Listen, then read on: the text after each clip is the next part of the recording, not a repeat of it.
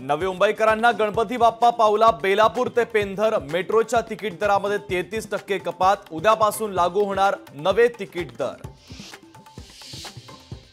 देव झालो असं स्वतः म्हणू नका, तुमच्यातील देवत्व लोकांना ठरवू द्या। जेजुरीमधील कार्यक्रमातून सरसंघ चालक मोहन भागवतांचा नाव न घेता मोदींना टोला।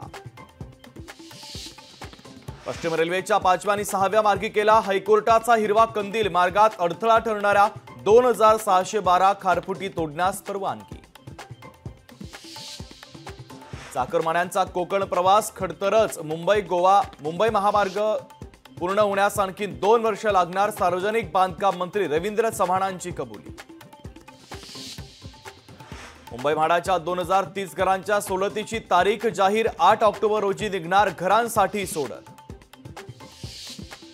फडणवीस महाजन जेपी नड्डांपेक्षा मोठे आहेत का? भाजप प्रवेश होऊन देखील फडणवीस आणि महाजनांमुळे जाहीर केला नाही। भाजप प्रवेशावरून एकनाथ खडसेंचे फडणवीस आणि महाजन यांच्यावर आरोप।